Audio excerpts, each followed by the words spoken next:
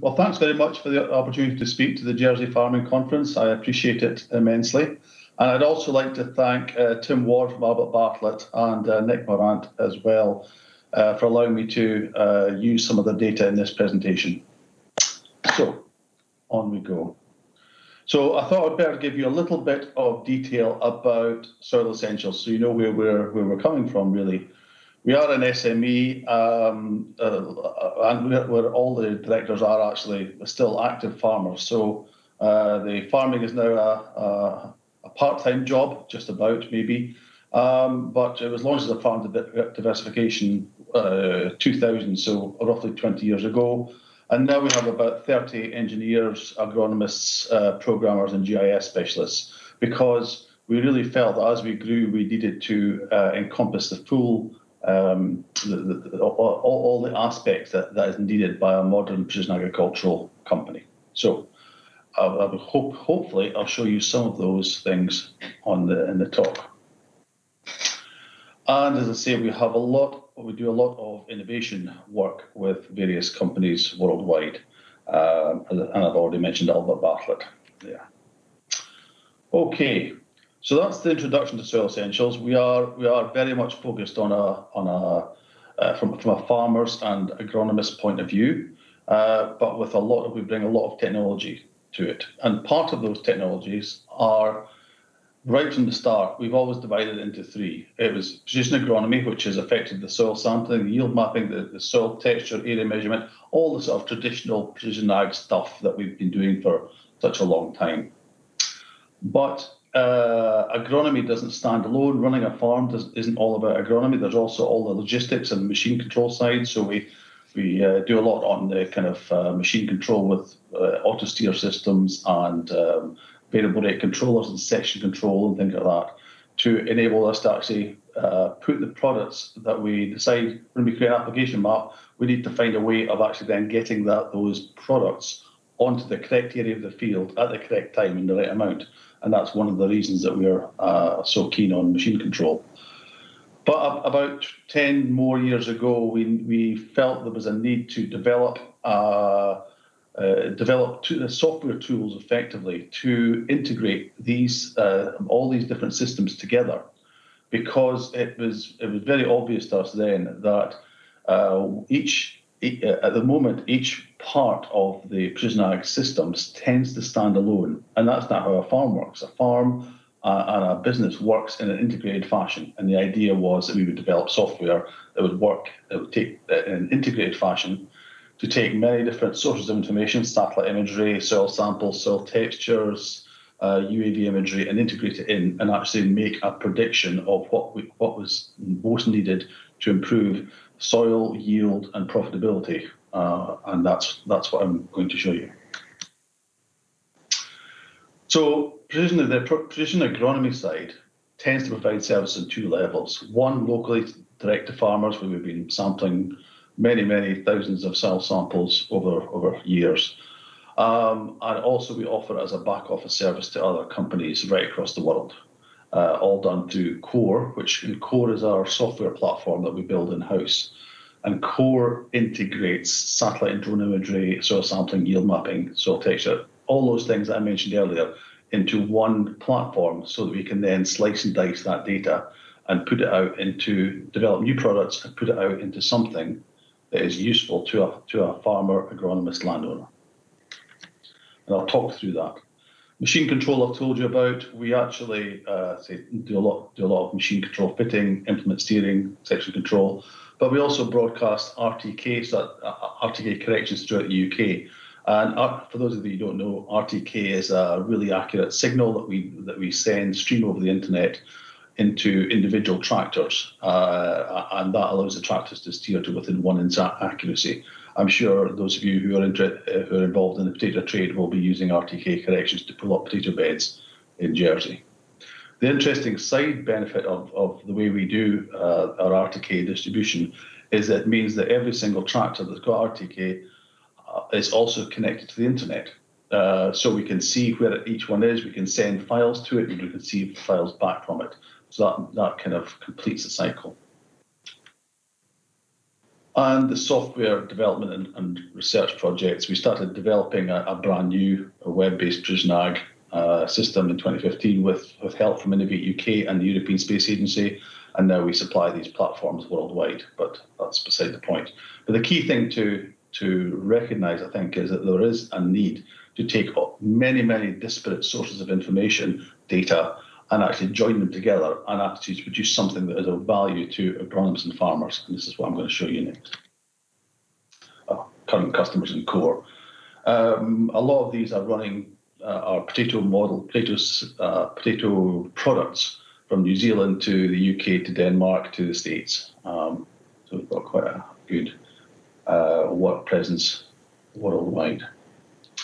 So I want to go through the background of precision agriculture, why we're doing it, what the benefits are, and then show you it all, then bring it all together into what we're trying to achieve, and then show you an example. So this is the plan.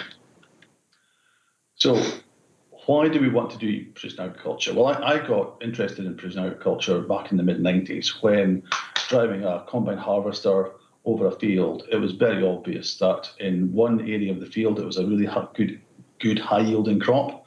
Literally 20 metres further on, it was a really poor crop. You know, we would go from 10 plus tonne a hectare of wheat down to 3 or 4 tonne a hectare of winter wheat. And what really annoyed me as a farmer really was that I'd spent exactly the same amount of money growing both those crops. So I was making a reasonable margin in the high yielding area, but literally 20 metres further on, I was losing money, and something had to change.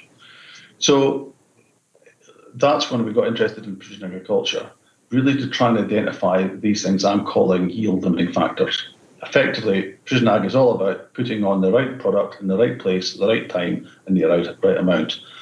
And that aim is all driven by finding out what is the problem in that low yielding area. What is causing that low yielding area to be low yielding, and then correcting it. If we can correct those yield limiting factors, then the yield of that area will come up until the next yield limiting factor starts to cause the problem, and then we can decide if we can fix that one. The key point here as well is that not only does it improve the financial sustainability, but it also improves environmental sustainability, because all the inputs on that low yielding area that you're applying to excess nitrogen, agrochemicals, it could be some fertilizers in the soil, all that is being completely wasted just because of one thing that is lacking there. And that's our job as precision agricultural experts, to try and find what is lacking in that one particular area. So I'm sorry, back to school or college. I'm sure most of you know this, but effectively, this is not a new concept here. Justus von Liebig in the 1880s defined something called the law of the minimum, which effectively says that the crop yield is limited by the most limiting factor. So if you've got a low pH area, then you can have put on as many other factors as you like, but you will still only get the yield that the pH levels will allow you to get. And it's a problem because there are lots of different factors that go into growing a crop, 50 factors, probably more, right through from the environment, the soil factors, the crop factors, the weather, obviously, all interreact and work together to identify these yield limiting factors. So it's our job to find out what these are. Most of the time, Liebig's law of the minimum is indicated by a barrel with a low state with water being lost. I'm afraid I didn't have room on the slide to put it on, but I'm sure you've seen it. So limiting factors are relatively easily understood, but the problem is that they change all the time. So across a field in any one year, because of the interaction between the soil health, the crop, and the weather, those limiting factors can change spatially across the field and also temporally over time. So if you look at a yield map A yield map is an integration, is the integration of all the yield limiting factors that affected that crop last year. A soil map, a soil texture map is what happened during the last ice age, effectively. A pH map is what's happened over the last 7 to 10 years, I guess, in most locations. A yield map, as I say, is all that's happened to that crop, all the stresses and strains and yield limiting factors that have happened to that crop during the last growing season. And a satellite image or a drone image is what's happened to that crop during this growing season. Great. But the problem is, as I say, they keep changing over space and over time, which causes the yield maps and yield limitations that we all recognise. And the other big problem is you can't see most of them. You can't see low pH. You can't see excess soil moisture or even deficit of soil moisture. You can't see it. You can't measure it easily. So you need to come up with some other way to actually measure them and get some idea of the effect they're having on the crop. And that has traditionally been a soil sample, a crop sample, a soil sensor perhaps, satellite imagery, UAV nowadays, all sorts of things. And now we're taking those and actually trying to process those into a better idea of what is actually that yield limiting factor. So I would subdivide those into other things, like I'm calling them management-induced yield limiting factors. So actually, we as farmers create a lot of variability in the soil by farming it. So, for example, we're applying soil lime to correct soil pH. We're applying fertilizers. As we are farming it, we're causing compaction. We're taking multiple small fields and joining them all into one or two larger fields. These are all problems that we as farmers are causing. We're causing PCN problems. I'm sure you're all aware of potato cyst nematode, which is a very strong limiting factor in some fields, some potato crops. Now, the good thing is that because we cause these problems, we can fix them. We can fix them by putting more lime on. We can fix them by removing compaction, by subsoiling perhaps. We can fix them by improving soil health. We can fix them by managing the soil to reduce the PCN problems. So there are lots of tools there. I'm not going to go into them all because I'm sure you all know things about variable rate fertilizers and lime and targeted cultivations. But this is a really good indication of a type of yield limiting factor where, as I said, because we cause it, we can remedy it. And as I said, thanks to Nick and Tim, we've been soil sampling for potato cyst nematodes in Jersey this last year and this year. I better mention Adrian as well. And this is a screenshot of some fields in Jersey that are color-coded to show the level of PCN infestation in those particular fields. Blues, next to none, or very low, whereas red is high. And you can see the variation just within a very short space of very short distance. We go from very low infestation to very high infestation. But of course, as with all these things, the key is if you don't measure it, you can't manage it. So the aim is here to take multiple, every second year or so, take some soil samples and then compare how the level of PCN infestation changes over time, ultimately managing it down the way with a kind of a holistic approach and using as few nematicides as possible, I'm sure. And we can go in much more detail. We can look at each one.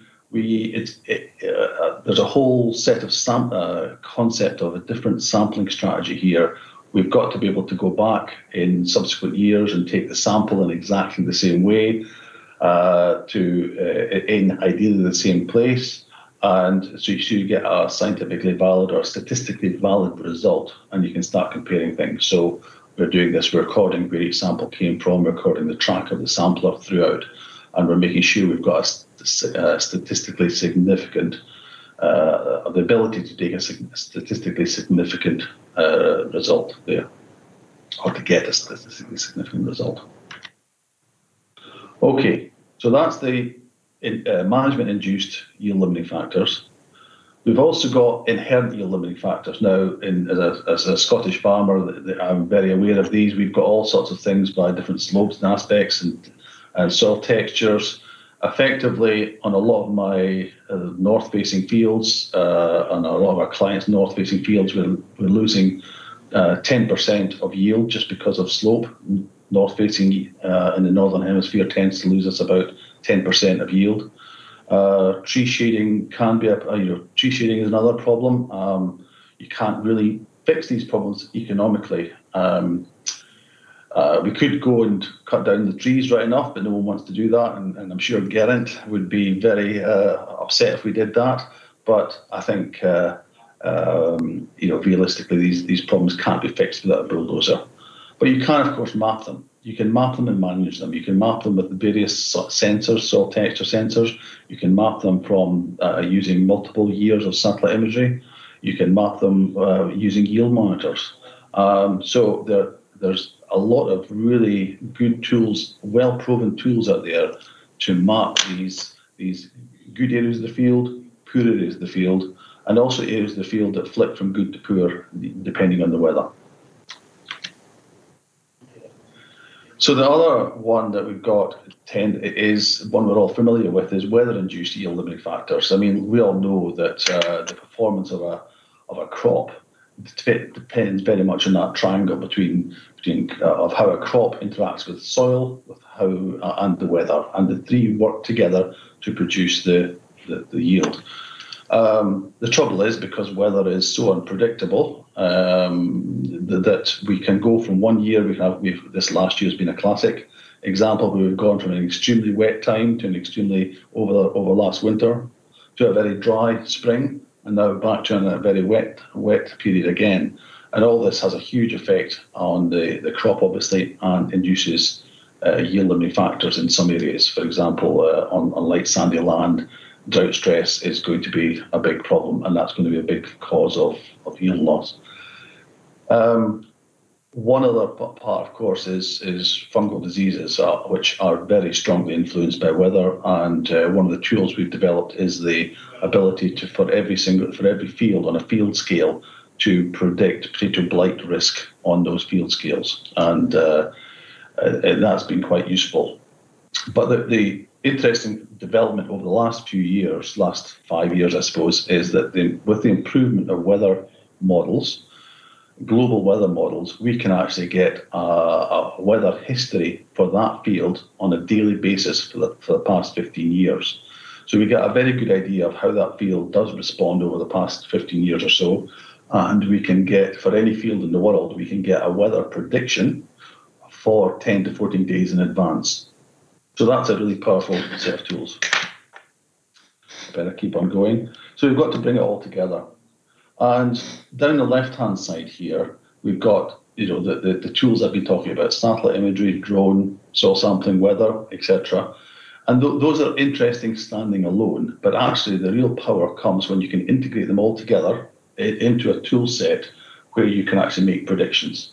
And one I'm going to talk about there is TuberZone. TuberZone is a potato yield and size distribution model where we can predict the potato yield and size just about anywhere in the world. So, as an example of TuberZone,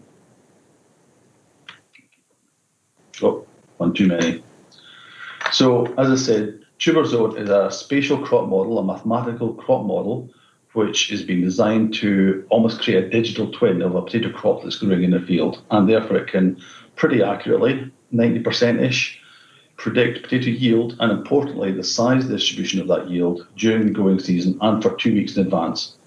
And it runs in core in the cloud, and it uses mainly satellite imagery, local weather models to monitor crops worldwide, and that allows us to predict and quantify how bad each yield-limiting factor is. And then using that, we can then predict the yield and the variation of yield and size across the field and make a virtual yield and size map. And we can predict how that's going to be next week and the week after, which allows us then to kill the crop at peak value. That's the key point here, in that the potato crops in general tend to have value based on their size. Everybody has a market for a specific size. If you allow them to get too big, the value drops. Therefore, it's key to be able to harvest these at peak value, at peak size. So we use satellite imagery. Satellite imagery has come on dramatically this last 4 or 5 years. We can now get daily imagery in just about anywhere in the world from a range of satellites. We can get weather, as I say, weather information for each field worldwide on an hourly basis, and also historic weather. And we can integrate that together to calculate canopy size. We get the rainfall you can see there in the vertical blue bars. We can map that over a period of time between emergence and the death of the crop. And we can calculate the soil moisture deficit across the field during that time. And that, of course, helps us work out the yield limiting factors. If it's too wet, we reduce the yield. If it's too dry, we also reduce the yield. We can run it on a very big spatial scale nowadays. So here's, I think it was 100 odd fields in Denmark last year. Same again this year, more. Same again in the UK and Scotland. We're doing it for Scottish seed potatoes. Again, for each one of those yellow dots is a field, and we're looking at that field in great detail and calculating the yield limiting factors and actually working out the total available yield per hectare and the size distribution daily throughout the growing season. And that gives you an idea. The amber bar is the canopy size over time. The blue bars are the yield over time. This was a weir crop. At each one of those dates, we can calculate the size distribution. So you can see in this case, we've got, the potatoes start off all quite small in the 35-45 bracket, and then over time they grow until the crop is killed. And we're around about 90% accurate in size and yield. And I'd say the key value here is that we can see fields that are underperforming or are not performing to our expectation or to the grower's expectation. And we can also make a recommendation, given as long as we know the size, the most valuable size bands for each crop, and also the value of those size bands, we can give a recommendation of when to kill them off at absolute peak value, which again is absolutely key when it comes to economic sustainability. And running the model multiple times over the same field, we can because we are taking into account the yield limiting factors.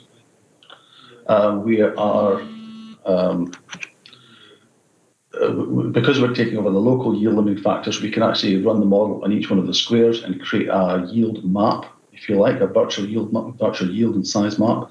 And you can see the dark blue areas there are about 30 tons per hectare. This was in Poland, and the light areas there are only about 20 tons per hectare. So 50% yield difference in the same field in the same year with all the same treatment, which means that the low yielding areas, there's been a lot of extra fertilizer and agrochemicals and work gone into that area, and that will effectively be wasted, and worse, it will probably end up leaching and not be used by the crop and end up leaching. So summary, one too many. So I think precision ag has come on a lot in this last 20 years or so, and we've got to a place where it can cover many different things. The yield monitors, so yield monitors have been going around for a long time. We've got auto steer systems. We've got we've got sensors that can now we can take soil samples. We can measure soil textures. But the key is that we've got to then integrate them all together, because farming is an integrated system. We've got to integrate it all together to predict these yield limiting factors, and ideally create application maps maybe to correct them where we can, and where we can't correct them, we've got to then reduce the amount of inputs to that area of the crop to make sure that we are still making money out of it, and also not wasting inputs by putting on too much nitrogen, for example, and allowing it to leach. And that has been achieved over the last few years by using cloud platforms to create digital twins, effectively, through crop models, soil models, weather models. And we're just in the process of now trying to take this concept and deploy it worldwide to address these many different crop problems that we can do. But I think the concept is really powerful. Take the raw information that we've been gathering for the last 20 years, process it through some mathematical model, some crop and soil model, and then make recommendations. And this has allowed us to take big steps forward. So I think that's my time up. Thank you very much for listening to me. I'll be happy for any questions. Thank you very much, Jim. And I have had a number of questions that have come in for you. The first is, where should I start? I suppose this could all feel a little bit overwhelming. So where should I start with precision agriculture? Yes, thank you. I would start with economics. I would look at what are your large bills. Sorry, I've got a bit of people on here. Yeah, we can hear you. Okay, if there's look at the economics of it. Start off with your large bills. If machinery is a very large bill, as it is in a lot of cases, then I'd be looking at auto steer systems to lower the overlap and to reduce the machinery cost if possible and improve. If fertilizers a large bill, then start looking at variable rate fertilizers. Lime is a key one. If we don't get lime right, then you may as well not bother doing anything else. After you've got the basics one, this management induced variability, get that sorted out for a start. After you've done that, then start looking at the inherent variability there, and you can use, say, satellite imagery as a tool to identify those areas. So the tricky thing is that every farm is different, every field is different. That's why it's precision agriculture. But there's some basic principles, and those are the ones I would suggest for a start. To focus in, though, locally, Jersey's average field size is 1 hectare. Is there a minimum field size to which yield mapping or variable rate applications become unviable? Not technically, but as you say, economically there is. And I think realistically, 1 hectare, I think there's in Jersey, we showed some of the soil sampling there, which are based on fields of 1 hectare. I think that's a realistic starting place. I think then once you start looking at those individual fields, if you can see variation within that 1 hectare, then maybe there is an argument for going at a finer spatial resolution. But I think if you're managing it on a field scale, then you're doing reasonably well already. Question about Jersey Royals here. Is tuber zone effective for a short-term crop such as Jersey Royals, especially where covered with polythene for the first few weeks? Yes, it's something we've been looking at. We have run, not on Jersey Royals, but we have run tuber zone on covered crops, on salad crops that are fleeced salad crops in England and Scotland. It's a challenge because we can't see the canopy size, but as soon as the fleece comes off, we can get an idea of canopy size, and that then allows us to work out how much solar light they're interception. So it's something I would love to try, but we haven't tried it on any Jersey Royals, no, but we have tried it on other salad and fleeced crops. Okay, you're being asked here, when analysing your spatial data, have you unearthed unforeseen or surprising synergies or interactions between factors or geospatial features? Yes. I think every field is different, that's for sure. I mean, it's interesting when we've got a lot of history in these areas. We've got history going, as indeed we all have in this part of the world. We've got history going back to Roman times, if not before, actually. And it is amazing to me how these geospatial features still show up in the crops today. So, for example, we've got a Roman fort actually on the farm, and you can still see the areas of the Roman fort where the Roman fort was, where the ditches of the Roman fort were, and the crop always does better in those areas. So I'm not sure if that answers the question, but it's something that that whenever we use a scanner, so a geophysical scanner to measure soil texture spatially across the field, we see all sorts of things that have been there for centuries, millennia, since the last ice age. Since the glaciers last came over. So yes, some of them are quite recent, as in a few weeks ago, and some of them, as I say, are relative to the last ice age. Anything exciting? Any gold or not yet, finds that have made your millions? Fingers crossed, hey? I keep looking. Yeah. In percentage terms, how many of your customers are using your software on grass crops, or is it heavily geared towards arable cropping? Grass is actually, coming from a Scottish farm base, grass is actually a really important part of the equation. The trouble, so yes, there's a lot of interest in controlled grazing, in improving grazing efficiency, and to do that, you've got to find an efficient way, a better way of measuring how much canopy you've got there, and how many kilograms of dry matter you've actually got there in the right now. The problem traditionally with using precision agriculture to do that on grassland was that most grass tends to be grown in wetter areas, and therefore it tends to have a higher percentage of cloud cover. So getting good satellite imagery in some areas where a lot of grass is grown, and I'm thinking primarily here of the west coast of the UK, has been challenging. Things are changing now, though, where a new set of satellite imagery is coming through called SAR, S-A-R, synthetic aperture radar, which allows us to actually see through clouds. And this is something that we are trialling this year to calibrate it to grass dry matter concentration, specifically for grazing management. So yeah, watch this space. We will, and I have one final question to squeeze in. I've got more, but we've only got time for one more. How is variety taken into consideration when calculating yield? Also, the condition of the seed tuber. Okay, right.